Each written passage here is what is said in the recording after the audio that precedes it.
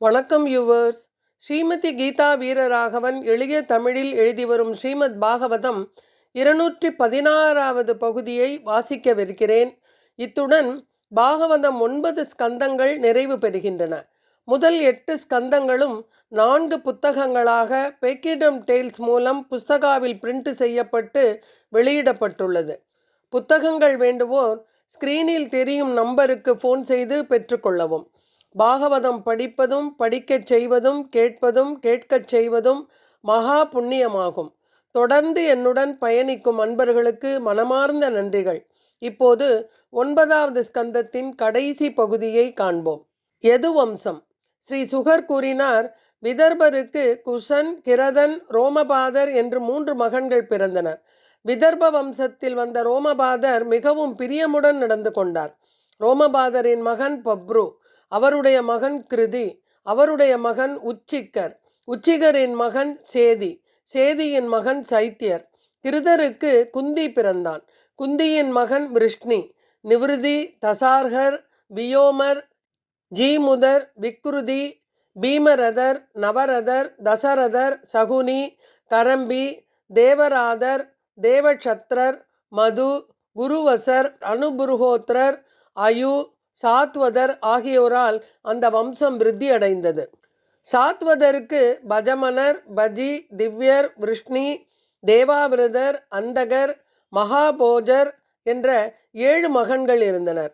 இந்த 7 மகன்களின் வம்சமும் தழைத்தோங்கியது. தேவவிரதரின் மகன் பப்ரு மனிதர்களுக்கிடையில் சிறந்தவராகவும் தேவவிரதர் தேவர்களுக்கு சமமானவர் என்றும் புகழப்பட்டனர். இவர்கள் இருவரின் மூலம் அவர்களது வம்சத்து முன்னோர்கள் அனைவரும் முக்தி அடைந்தனர். மகாபோஜ மகாராஜன் வம்சம் போஜ வம்சம் என்று போற்றப்பட்டது. விருஷ்ணியின் மகன்கள் சுமத்திரர், யுதாஜித் ஆகியோராவர். அவருடைய வம்சம் சினி, அனமித்ரர், நிக்னர். நிக்னருக்கு சத்ராஜிதர், பிரச்சேனர் என 2 மகன்கள் பிறந்தனர். சத்தியகர், யுயுதானர், ஜெயன், குனி, யுகந்தர். அனமித்திரரின் மற்றொரு மகன் விருஷ்ணி, ஸ்வகல்பர், சித்திரரதர் என வம்சம் பெருகியது. ஸ்வகல்பரின் மனைவி காந்தினியின் மூலமாக அக்ரூரர் பிறந்தார், மூத்தவராக. அவரை தவிர 12 மகன்களும் இருந்தனர். அவர்கள் அனைவருமே மிகவும் புகழ்பெற்று விளங்கினர். அக்ரூரருக்கு தேவவான், உபதேவர் என்று 2 மகன்கள் இருந்தனர். சித்திரரதருக்கு பல மகன்கள் இருந்தனர். அவர்கள் அனைவருமே விருஷ்ணி வம்சத்தை சேர்ந்தவர்கள். குகுரர், பஜமானர், சுசி, கம்பலபர்கிதர் என 4 மகன்கள் இருந்தனர். பஹ்னி, விலோமா, கபோதரோமா, அனு, அந்தகர், துந்துபி, அவித்யோத்தர், புனர்வசு என வம்சத்தை விருத்தி செய்தனர்.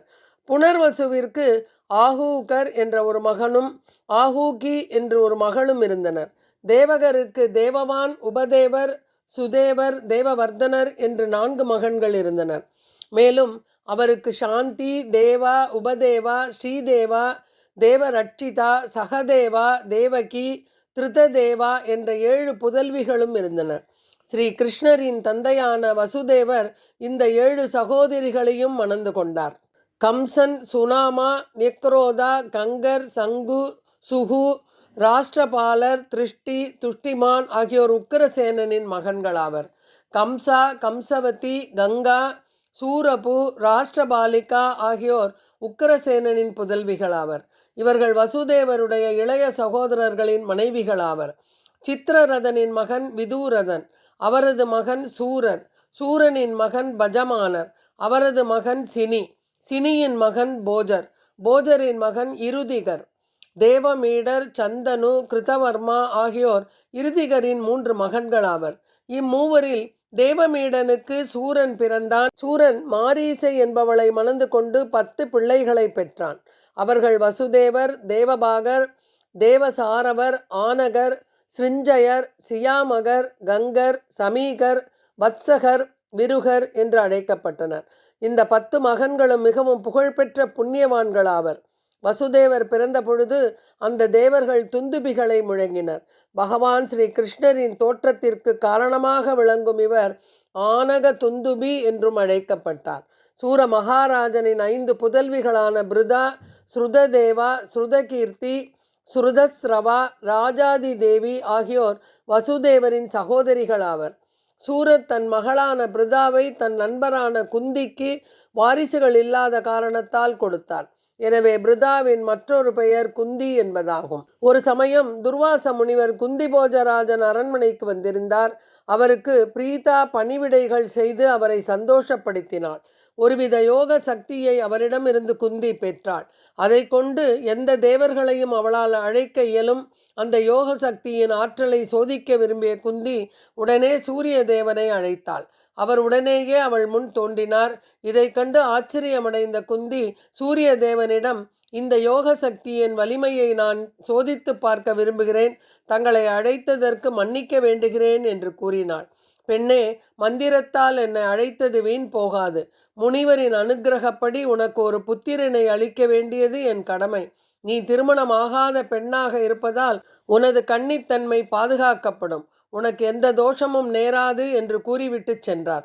அவர் சென்ற உடனேயே இரண்டாவது சூரியனைப் போல் ஒரு மகன் பிறந்தான்.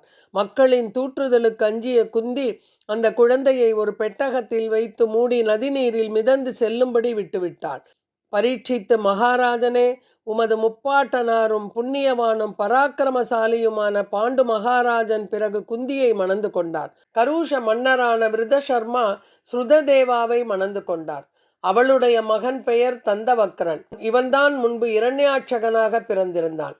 கேக்கய நாட்டு அரசரான திருஷ்டகேது மகாராஜன் குந்தியின் மற்றொரு சகோதரியான ஸ்ருதகீர்த்தியை மணந்தார். ஜெயசேனர் மன்னர் விந்தன், அனுவிந்தன் என 2 மகன்களை பெற்றார். சேதி நாட்டு அரசன் சுருதுஸ்ரவாவை மணந்தார். இந்த அரசனின் பெயர் தமகோஷர். இவர்களுக்கு பிறந்த மகனே சிசுபாலன் ஆவார். இது பற்றி ஸ்ரீமத் பாகவதம் 7வது ஸ்கந்தத்தில் முன்பே விவரிக்கப்பட்டுள்ளது. வாசுதேவரின் சகோதரனின் வம்சம் சுவீரன், இச்சுமான், கங்கன், பகன், சத்யஜித், புருஜித் என்று விரிவடைந்தது. சிருஞ்சய மகாராஜன் விருஷன், துர்மர்ஷனன் என்ற மகன்களையும், சியாமக மகாராஜன் ஹரிகேசன், இரண்யாட்சன் என்ற 2 மகன்களையும் பெற்றார். அதன் பிறகு வர்த்தக மகாராஜனுக்கு விருக்கன் என்ற மகன் பிறந்தான். அவனுடைய மகன்கள் தட்சன், புஷ்கரன், சாலன் என்பவராவர். தேவகி, பௌரவி, ரோஹிணி, மதிரா, பத்ரா, ரோச்சனா இவர்களும் வசுதேவரின் மனைவியாவர். அவர்களில் முக்கியமானவள் தேவகி. வசுதேவர் தன்னுடைய மனைவி ரோகிணியின் மூலம் பலன், கதன், சாரணர், துர்மதர், விபுலர், துருவர், கிருதர் போன்ற மகன்களை பெற்றெடுத்தார். சகாதேவாவுக்கு பிறந்த பிரவரர், சுருதர் என்ற 8 மகன்கள் சொர்க்கலோகங்களில் உள்ள அஷ்ட வசுக்களின் அவதாரமாவர். வசுதேவர் தேவகியின் கர்ப்பத்தின் மூலமாக 8 மகன்களை பெற்றார்.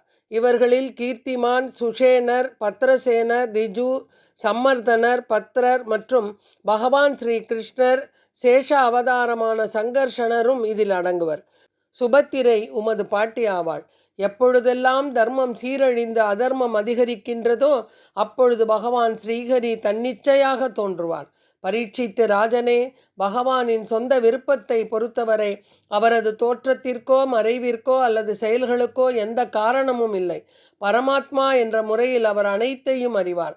கர்ம பலன்கள் கூட அவரை பாதிப்பது இல்லை. கலியுகத்தில் பிறவி எடுத்திருக்கும் பக்தர்களுக்கு தன்னுடைய கருணையை காட்டும் பொருட்டு பரமபுருஷராகிய பகவான் ஸ்ரீ கிருஷ்ணர் உபதேசித்துள்ள பகவத்கீதையின் மூலமாக ஒருவன் பௌதீக துன்பங்களிலிருந்து விடுபடலாம். பகவத்கீதையில் உள்ள உபதேசங்களை ஏற்றுக்கொள்ள வேண்டும். ஸ்ரீ கிருஷ்ணர் போஜவிருஷ்ணி, அந்தக, சூரசேன, தசார்க, குரு, சிருஞ்சய மற்றும் பாண்டு வம்சத்தவர்களின் உதவியுடன் பல்வேறு செயல்களை புரிந்தார். பகவான் ஸ்ரீ கிருஷ்ணர் தன்னுடைய இனிய புன்னகையினாலும் அன்பான நடத்தையாலும் தன்னுடைய உபதேசங்களாலும் கோவர்தன மலையை தூக்கியது போன்ற அசாதாரண லீலைகளாலும் மனித குலத்தையே மகிழ்வித்தார். ஸ்ரீ கிருஷ்ணர் வசுதேவருக்கு புதல்வராக தோன்றினார். தன்னுடைய அந்தரங்க பக்தர்களுடன் பிருந்தாவனத்திற்கு சென்றார். பல அசுரர்களை வதம் செய்தார். கம்சனை அழித்தார். அதன் பிறகு துவாரகைக்கு சென்று பல பெண்களை மணந்து கொண்டார்.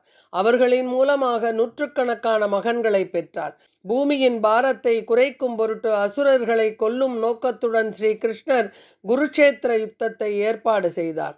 பகவானுடைய எண்ணம் யுத்தகளத்தில் நிறைவேறியது.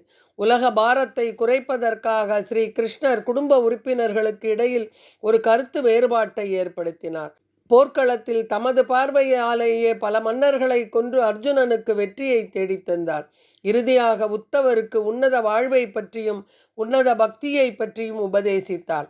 பகவான் ஸ்ரீ கிருஷ்ணர் தேவர்களாலும் ரிஷிகளாலும் சர்வகாலமும் பிரார்த்திக்கப்பட்டு வந்தார். துஷ்ட நிக்கிரகம் சிஷ்ட பரிபாலனம்.